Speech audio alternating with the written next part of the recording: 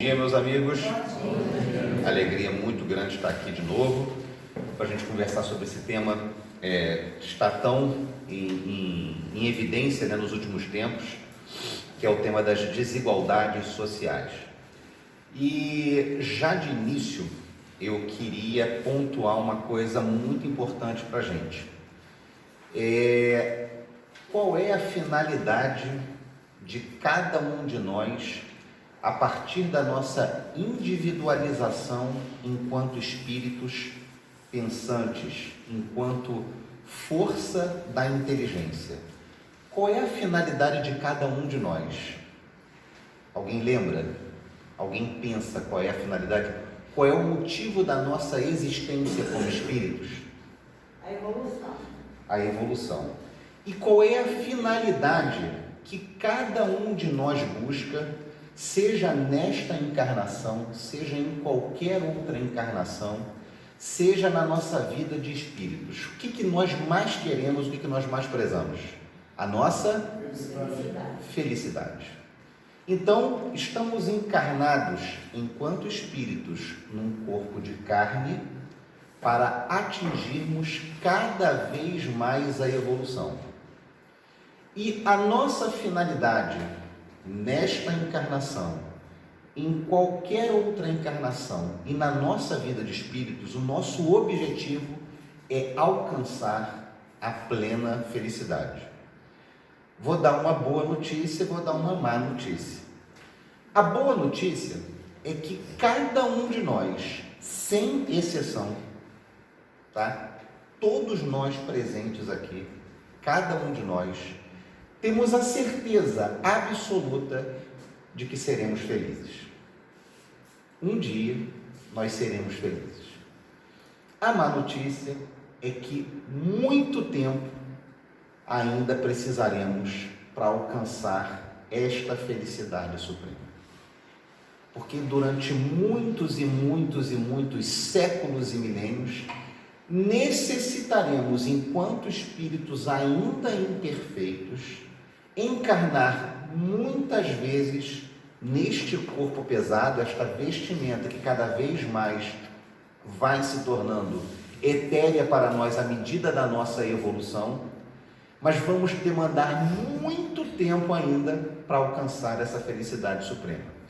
Isso não quer dizer, tá? Não quer dizer de forma nenhuma que não podemos, nesta encarnação ou em qualquer outra encarnação, que nós não podemos alcançar a felicidade relativa.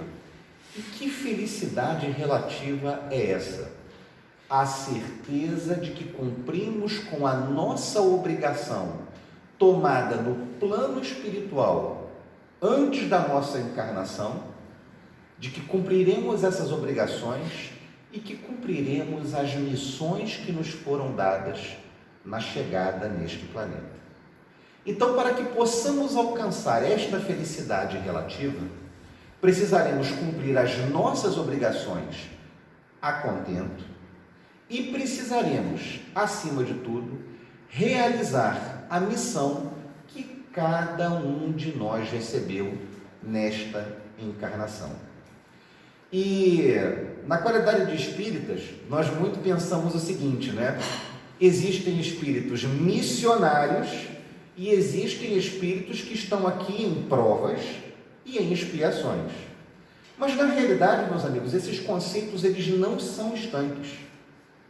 Cada um de nós está no mundo de expiações e provas porque necessitamos passar por expiações, ou seja, resgatar dívidas do passado, e precisamos nos submeter às provas que nos farão galgar os degraus da evolução.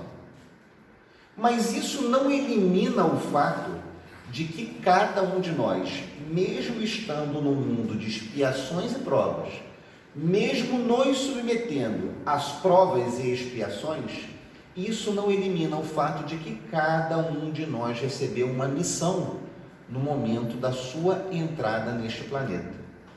Então nós podemos ter, por exemplo, a missão de sermos pais. Nós podemos ter a missão de sermos orientadores religiosos. Nós podemos ter a missão de sermos educadores. Nós podemos ter a missão de exercer a judicatura.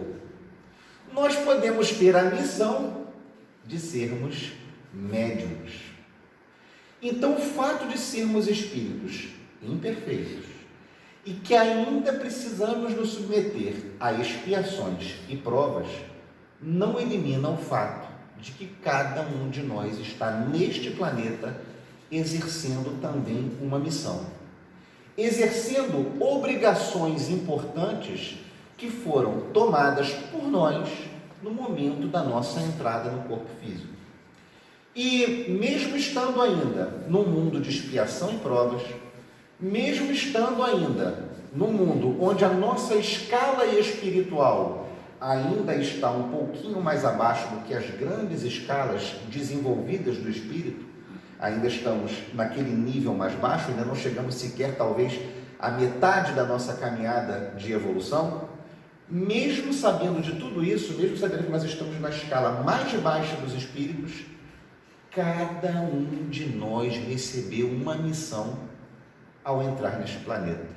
Porque cada um de nós já tem o discernimento de entender o que é o bem e o que é o mal. E ao entrar neste corpo de carne, nos comprometemos a várias obrigações. A primeira delas é evoluir. Essa nós nunca vamos conseguir fugir. A segunda delas, a contribuir com o máximo das nossas forças pela evolução do nosso próximo e do nosso mundo. E a terceira delas, a exercer uma missão ou missões específicas que nos foram dadas enquanto espíritos. Então, são muitas responsabilidades que nós temos aqui. E ao cumprir as nossas obrigações, como nós dissemos, nós estamos participando ativamente da evolução do nosso próximo e do nosso planeta, beneficiando ativamente a evolução do nosso próximo e do nosso planeta.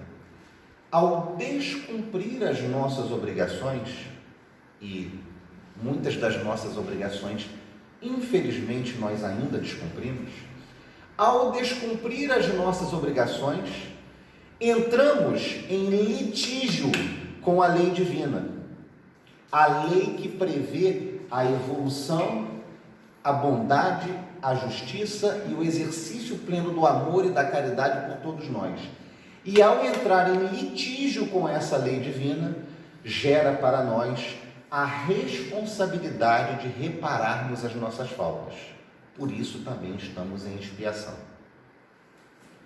Então, essa responsabilidade, ela tem que estar todos os dias na minha cabeça.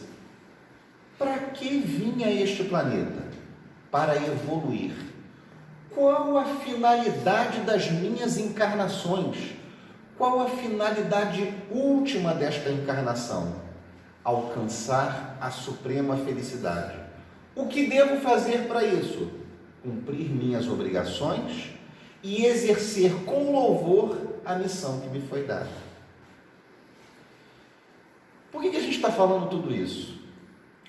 Porque quando nós olhamos para o mundo à nossa volta, quando nós pegamos o nosso celular para ver a internet, quando nós ligamos a televisão, quando nós ouvimos o rádio, o que mais nós ouvimos? Coisas boas?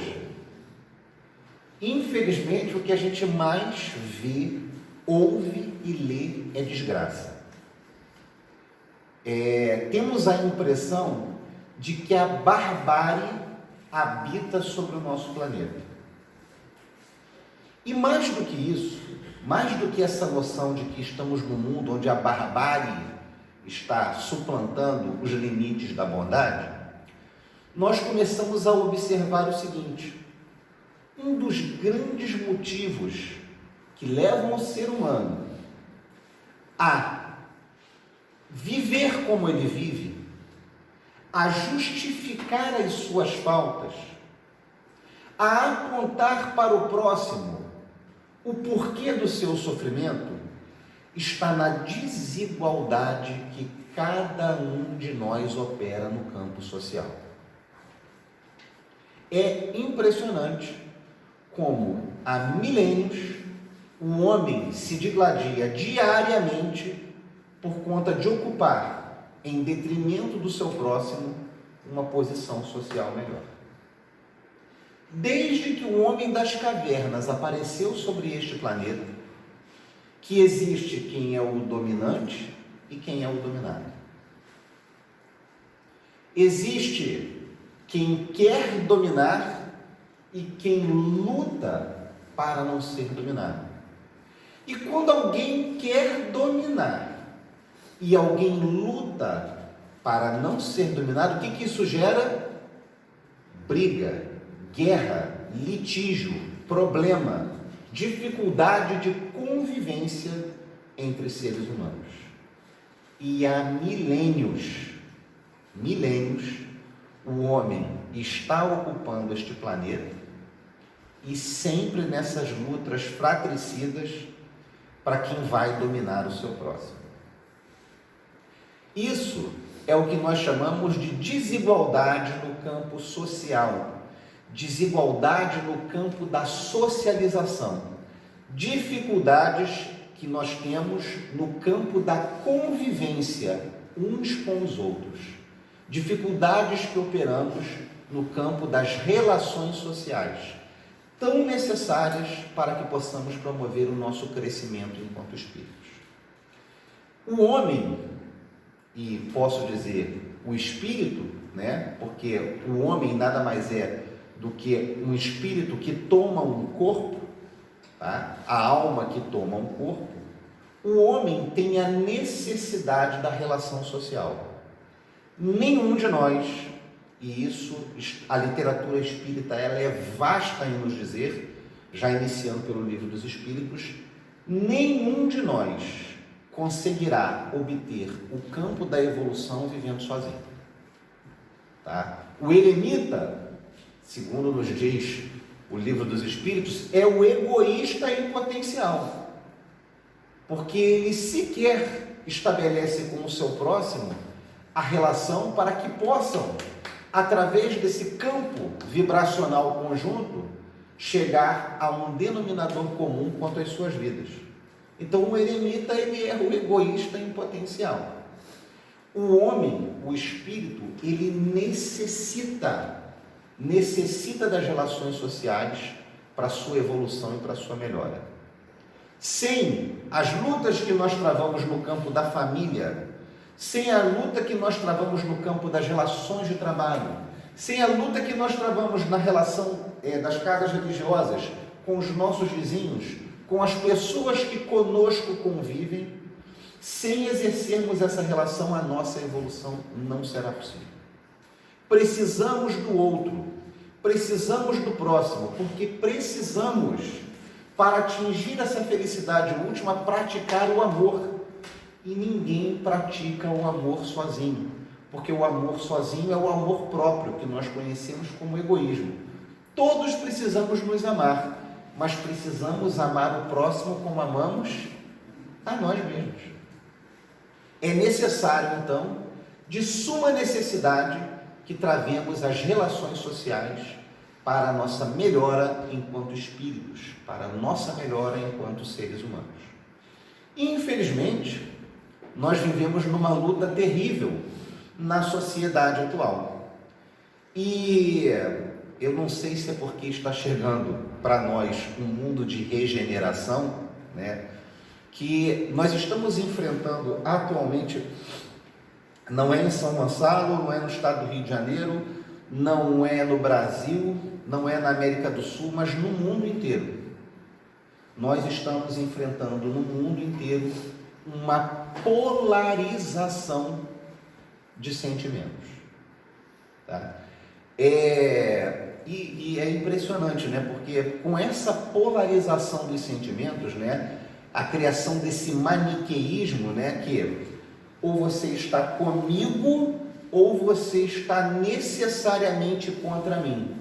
Eu acho que quando Buda vê o mundo atual, ele deve tremer no túmulo, porque Buda sempre dizia que cabia a todos nós atingir o caminho do meio, que a felicidade do ser humano, a construção do estado do nirvana, que é a construção da felicidade plena, ela necessita passar pelo caminho do meio. Nos dizia Buda com muita sabedoria: pegue uma viola. Se você deixar a corda muito frouxa, ela vai tocar? Não.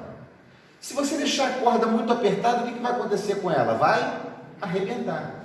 Então Buda dizia o seguinte: nem tão frouxo, nem tão apertado.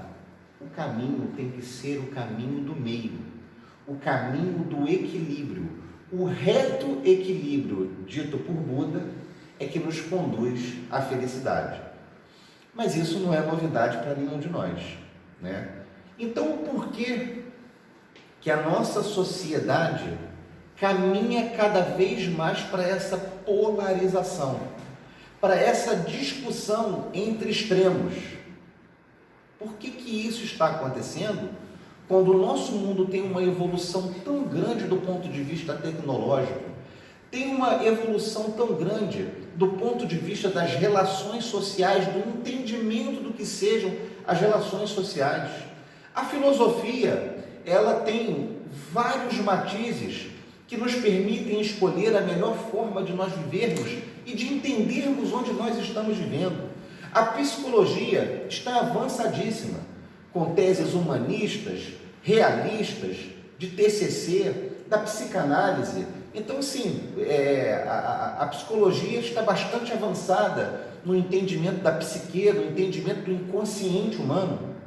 Por que será que nós estamos tão arraigados aos extremos? Por que nos colocamos de forma tão extrema, tão maniqueísta, uns contra os outros? Uma das grandes respostas que nós podemos obter é que nosso mundo de expiações e provas está buscando atingir um mundo de regeneração. Ok? Ok. Essa chegada do mundo de regeneração traz uma mudança radical, né, no que tange ao mundo de expiações e provas. Como nós lembramos do Livro dos Espíritos, o mundo de expiações e provas se caracteriza por quê? O que prevalece sobre o quê? No mundo de expiações e provas, que é o que nós vivemos hoje, o mal prevalece sobre o bem. E o que vai caracterizar o mundo de regeneração? Qual é a mudança significativa nesse polo? O bem suplantará o mal. Notaram uma polarização entre uma coisa e outra? Aqui, onde nós vivemos atualmente, no mundo de expiações e provas, o mal supera o bem. No mundo de regeneração, para onde nós queremos caminhar, o bem suplanta o mal. Olha que inversão de polos interessantíssima. Então, mais uma vez, tá? Eu não quero aqui dizer quem é que está certo, quem é que está errado, se é direita, se é esquerda. Eu acho que as pessoas não conseguem nem compreender de forma correta o que seja direita e esquerda, tá? Mas vamos lá. Querendo ou não, a esfera psíquica do nosso planeta necessita, neste momento, passar de um mundo onde o mal supera o bem para o bem que supera o mal. A luta, ela é inevitável. Inevitável. E como é que o bem normalmente vem a superar o mal? O bem começa a querer superar o mal quando a inteligência humana, quando a sua razão, quando o controle das suas emoções começa a dar ao homem o discernimento de que se ele praticar o bem, ele será mais feliz do que praticando o mal. Mas, Gustavo, isso é uma coisa meio óbvia, né? Assim, eu estou olhando aqui, estou pensando, isso é muito óbvio, né? Assim, o sujeito começa a pensar, ele começa a ter um desenvolvimento intelectual, ele começa a conhecer o mundo onde ele vive, conhecer as relações humanas, conhecer a tecnologia, conhecer todas as coisas que nos levam a evoluir intelectualmente, e ele, um momento, ele tem um start, né? De que, racionalmente, ele entende, não, se eu for bom, eu vou alcançar a felicidade. Se eu for uma pessoa boa, eu vou construir uma felicidade para mim. Quer ver onde é que a gente erra? Quer ver por que no mundo de expiações e provas a gente ainda pratica mais o mal do que o bem? Eu vou explicar para vocês por que isso acontece. Como a gente já conversou aqui, e aí por isso a gente falou naquele início, o que eu quero é a suprema felicidade. Eu quero a felicidade, eu quero a realização. E qual é o grande problema que nós enfrentamos no mundo de expiações e provas? E eu acho que é isso que a gente precisa raciocinar aqui. No mundo de expiações e provas, o que eu penso que é alcançar a felicidade é a satisfação dos meus gozos materiais.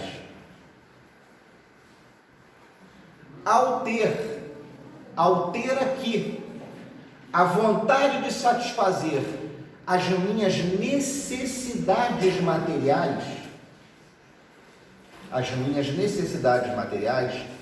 eu acho que estou alcançando a felicidade. O problema todo é o seguinte: no momento em que eu estou realizando os meus gozos materiais, a minha forma de externar a minha felicidade, ela é egoísta, porque eu quero para mim, porque eu quero para aqueles que me são mais próximos. E esse egoísmo, embora gere o prazer e a satisfação momentânea dos meus interesses e das minhas necessidades materiais, ela não gera felicidade. E por que ela não gera felicidade? Porque a felicidade, ela só se alcança quando você, o seu próximo e aquele que não é tão próximo gozam do mesmo estado de satisfação, prazer e felicidade. Por isso que no mundo de expiações e provas, por isso que neste mundo de expiações e provas, ainda não conseguimos exercer essa felicidade absoluta. Porque todas as nossas necessidades estão voltadas para o nosso interesse. E quando muito, do interesse daquele grupelho que me cerca. A minha família, os meus amigos, os meus colegas de trabalho e o outro que se ganha. Agora, você pensa assim, você acha que o outro pensa como? Igual a você. Igualzinho a você. Ele quer a sua satisfação, o seu prazer, o enfrentamento das suas necessidades, da sua família, dos seus colegas de trabalho, dos seus amigos, dos grupelhos que o cercam. O que isso gera, meus amigos? Eu aqui tenho um interesse X pessoal. Aqui o outro tem um interesse X pessoal, que é o mesmo que o meu. O que acontece com isso daqui? Entra em choque. Isso entra em choque. E é por isso que no mundo de expiações e provas, o mal ainda supera o bem. Por quê? Porque a necessidade de satisfação da minha própria necessidade em detrimento do meu próximo gera o que nós chamamos de conflito. E ao se estabelecer o conflito, necessariamente entraremos em esferas de relação inferior com o nosso próximo e não nas esferas de relação de amor, de paz e de caridade. Entenderam por que nós, no mundo de expiações e provas, ainda o mal supera o bem? É por isso que o mal ainda supera o bem aqui. Porque nós estamos preocupados com os nossos interesses pessoais. O egoísmo, a vaidade e o orgulho, as grandes chagas do espírito da humanidade, ainda campeiam nas nossas relações sociais. E aí, perguntam os espíritos a Kardec, na questão 806 do Livro dos Espíritos. As desigualdades sociais que surgem exatamente desses conflitos, eu quero para mim, eu quero dominar para mim, eu quero para os meus próximos, para aquele grupelho que está próximo de mim, e para isso eu preciso subjugar a vontade do outro. Por isso os meus interesses têm que estar acima do outro. Eu domino e o outro é dominado. E pergunta Kardec aos espíritos na questão 806 do Livro dos Espíritos: as desigualdades sociais, elas são um consectário da lei divina? Os espíritos respondem: não. As desigualdades sociais existem por causa do homem e de seus interesses. E aí pergunta mais uma vez Kardec aos espíritos: as desigualdades sociais vão desaparecer? Respondem os espíritos na questão 807. Vão desaparecer porque não são da lei divina, são uma criação do homem. A partir do momento que o homem construir uma sociedade calcada no merecimento e não da dominação dos interesses de seu próximo, as desigualdades sociais tendem a desaparecer. E, aliás, já estão desaparecendo. Se nós voltarmos a 600 anos atrás, e não está muito longe da história do nosso globo, que remonta a milhões e milhões de anos, se nós voltarmos a 600 anos atrás, nós tínhamos a sociedade dominada por feudos, onde existia um suzerano e vários vassalos, que eram os seus servos, que viviam numa vida servil durante toda a sua vida, servindo incessantemente os caprichos do suzerano, do soberano.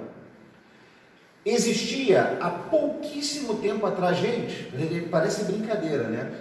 Se nós voltarmos ao ano de 1887, que é pouco mais do que 100 anos atrás, pouco mais, tinha escravidão. Pessoas, assim como nós, viviam acorrentadas, trabalhando sem receber absolutamente nada, que não um parco abrigo e uma alimentação, às vezes, insuficiente, para trabalhar com uma pessoa. Havia escravidão aqui. Escravidão no nosso país. Brasil, coração do mundo, pátria do Evangelho. Há pouco mais de 100 anos atrás, pessoas viviam acorrentadas, obrigadas a trabalhar em favor de alguém. Há pouco tempo atrás, eu vou voltar a 70 anos atrás, a mulher não podia votar.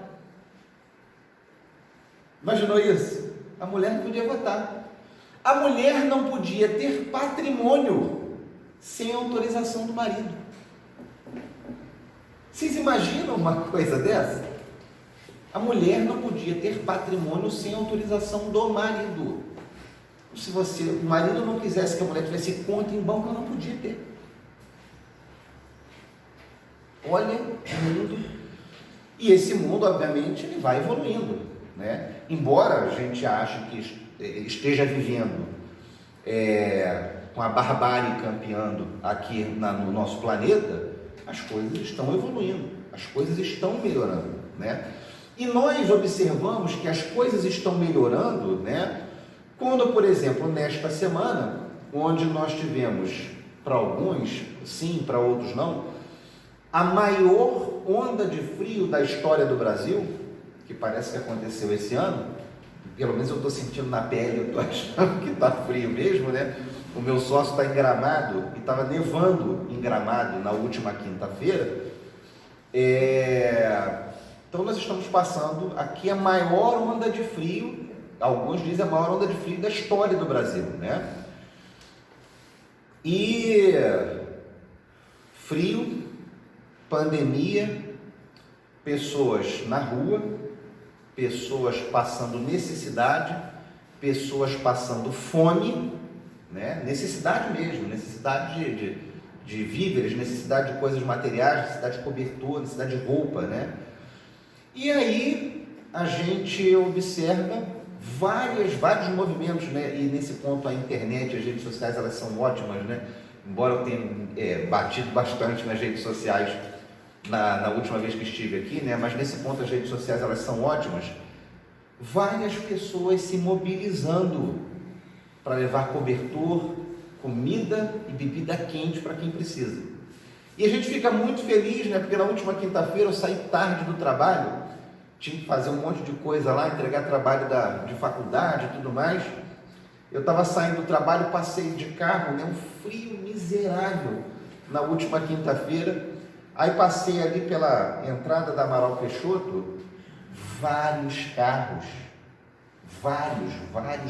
parados, com pessoas levando comida, levando cobertor, levando café, levando sopa, entendeu? Mas vários, assim, Amaral Peixoto, com aquele monte de farolzinho assim, muitas pessoas distribuindo comida, né? Passei ali pela Cantareira, né, para ir para minha casa, também, ali tem, na praça ali da Cantareira, né, tem muita gente morando ali, né, muitos moradores de rua, pessoas socialmente necessitadas, vários carros, caminhões parados ali, as pessoas distribuindo comida, distribuindo cobertor, distribuindo coisa. Então, assim, nós conseguimos observar, né, que o bem existe, e o bem ele está forte, tá? Mas, como dizem os espíritos para nós ainda não estamos no mundo de regeneração, porque a prática do bem ainda é muito tímida. É tímida e ela ainda está muito restrita aos nossos próprios grupos. A partir do momento que a prática do bem, do amor e da caridade, ela se pulverizar para todos, que nós passemos a entender que a nossa satisfação estará não na satisfação plena das nossas próprias necessidades, mas no entendimento de que é necessário, precisamos dividir as nossas necessidades com a necessidade do próximo. Precisamos entender que o próximo tem tanto direito quanto nós. E quando entrar na nossa mente, nos nossos corações, essa divisão de responsabilidades e essa divisão de sentimentos, certamente estaremos mais felizes. Quantas vezes, né, nós não vemos relatos e discussões, principalmente no meio religioso, onde se diz o seguinte: gente, não é possível que você consiga ser feliz morando numa casa boa, tendo um carro bom, comendo bem, sabendo que a poucos metros da tua casa tem alguém passando fome, tem alguém que não tem onde morar. E essa é a verdade, né? Porque, assim, nós não vamos conseguir encontrar a felicidade enquanto esse quadro estiver diante dos nossos olhos. Nós vamos conseguir ter satisfação momentânea das nossas necessidades e daquilo que nós achamos que nós precisamos. Mas felicidade, ela só se constrói quando eu tenho a consciência tranquila de que eu tenho e de que o meu próximo ele pode não ter igual a mim, mas que ele tem o básico e o necessário para a construção da sua dignidade.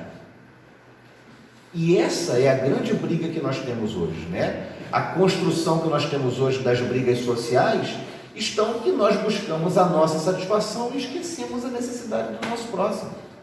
Quantas vezes, gente? Quantas vezes? Isso aí, eu não estou apontando o dedo para ninguém, não. Isso é uma coisa que acontece comigo, mas diuturnamente. Quantas vezes você não está saindo apressado da barca, ou do ônibus, ou do seu carro, tá? Você está preocupado com o teu compromisso, em responder o seu WhatsApp, em ver as pessoas na rede social, e nada disso está errado não, tá, gente? Isso eu só estou dando um exemplo, né? Você está saindo lá, vendo sua notícia, vendo seus e-mails, vendo o seu WhatsApp, vendo as suas redes sociais, e você simplesmente não está vendo o sujeito que está te pedindo esmola aqui do lado. Aqui do teu lado. Você não está vendo. Não é que, que eu estou fazendo por mal, que eu estou... Não, você simplesmente não vê. Aquilo é como se não existisse para você. E mais uma vez, eu não estou apontando dedo para ninguém, não. Isso é uma coisa que eu faço. A gente estou saindo correndo, pegando barca, pegando bolsa, olhando, respondendo e-mail, respondendo WhatsApp. Cara, se alguém perguntar, você viu aquele sujeito caído, todo maltrapilho, sujo, precisando de comida? Pô, desculpa, eu não vi. Não vi. Não vi. Por quê? Porque nós ainda estamos arraigados às nossas satisfações, às nossas pequenas e mesquinhas satisfações cotidianas. E enquanto estivermos presos às nossas próprias satisfações, não será possível construir um ambiente de paz social. Porque ninguém, absolutamente ninguém, consegue construir a sua própria felicidade sem olhar a necessidade do básico, da dignidade do seu próximo.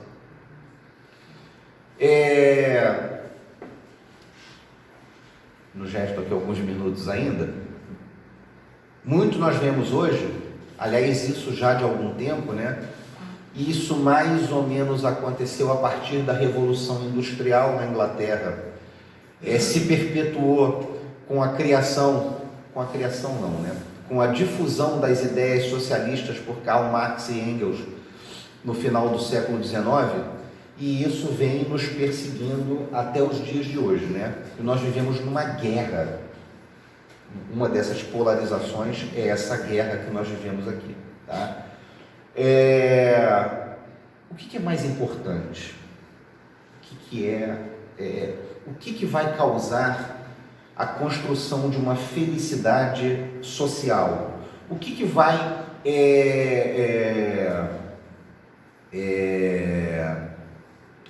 colaborar para a construção de uma paz social?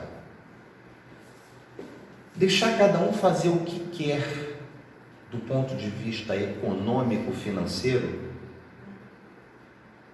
ou cada vez mais proteger o proletariado, proteger aqueles que são explorados na relação de trabalho? Essa é a grande briga nos últimos 2 séculos, né? Começamos isso no século XVIII, né? E estamos caminhando aqui para o século XXI, chegando a 3 séculos dessa briga, né?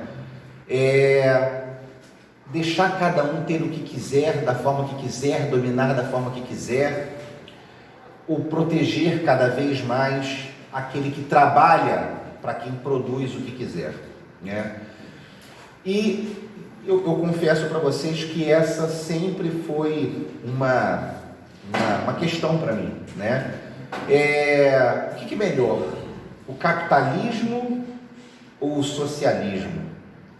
O Estado liberal voltado para o crescimento econômico, permitindo que cada um tenha, a partir do seu próprio esforço, a partir da sua livre iniciativa, ou um Estado social que quer pessoas cada vez mais iguais umas às outras, né?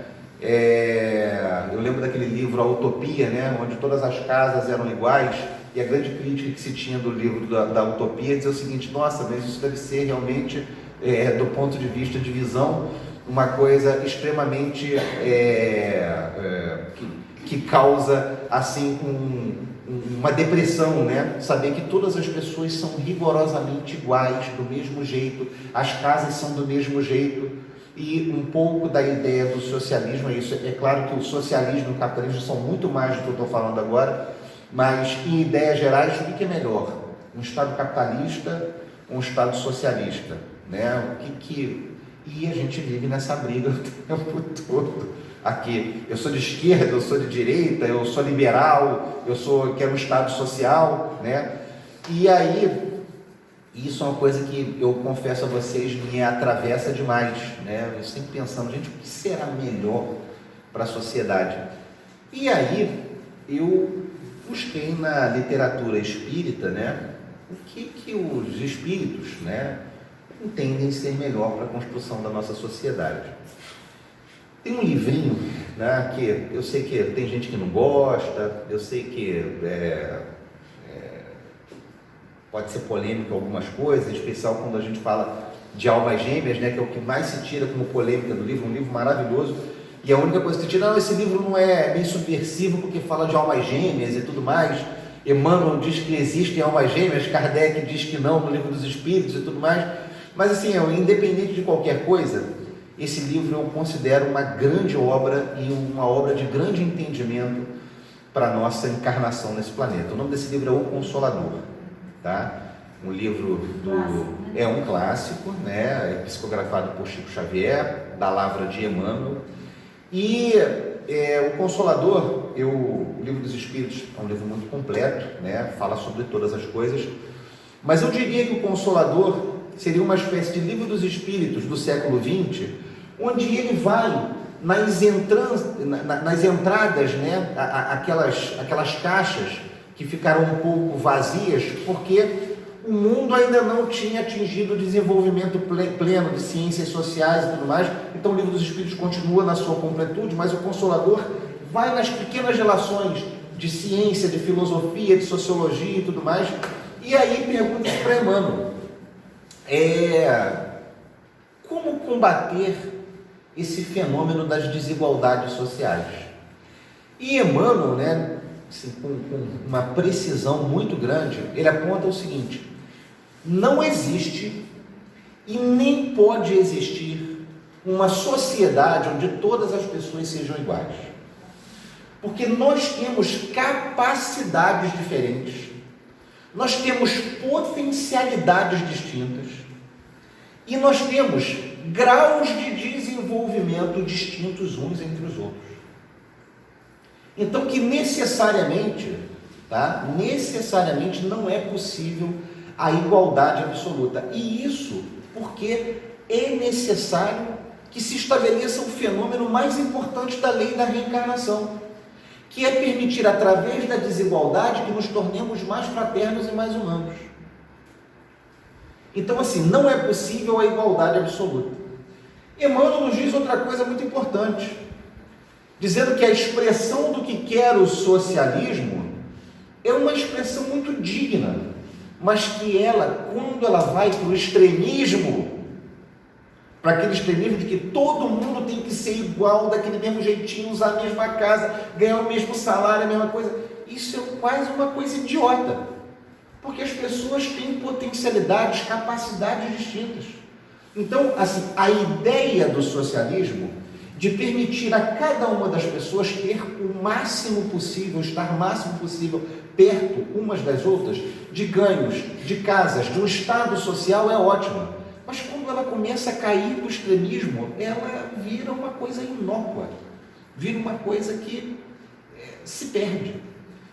E como diz Emmanuel, com a sua sabedoria de espírito já um pouco mais evoluído do que nós, qual é a fórmula para que essas desigualdades sociais possam ser cada vez mais restritas, tá? Na nossa sociedade, cada vez elas diminuam mais?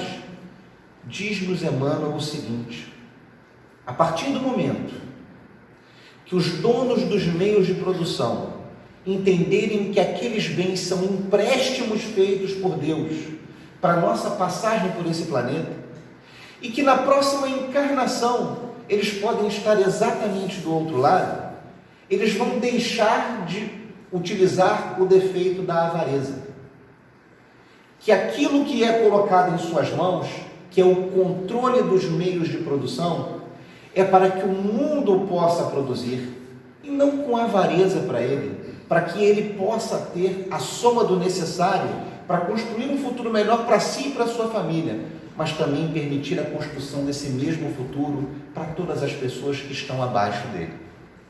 E para todo o proletariado, aquele que serve o dono dos meios de produção, o dono não, o usufrutuário dos meios de produção nesse momento, que possam exercer o seu trabalho sem revolta, que possa exercer o seu trabalho sem ódio, que possa exercer o seu trabalho pela construção de bens e de uma sociedade melhor.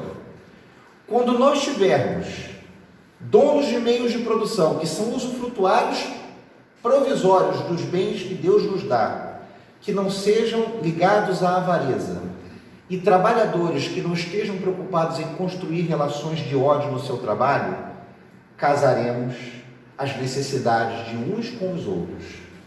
As empresas serão mais justas, os meios de produção serão mais justos e os salários, eles serão distribuídos de acordo com as nossas capacidades e de acordo com o nosso merecimento. Estamos longe dessa sociedade? Bastante longe ainda. Mas por que nós não podemos construir para nós aqui, que alguns são patrões, alguns são empregados, uma sociedade dentro do nosso pequeno campo de atuação, parecido com essa que o livro Consolador nos dá? Por que não podemos ser menos avaros como controladores do meio de produção? E por que não podemos ser menos revoltados no exercício do nosso trabalho? E veremos que, ao deixar de sermos avaros e ao deixar de sermos revoltados, essas forças se encontrarão e tornarão uma sociedade mais justa, mais amorosa e menos desigual. Fechei o tempo na hora certa. Obrigado pelo silêncio de vocês. Grande abraço a todos.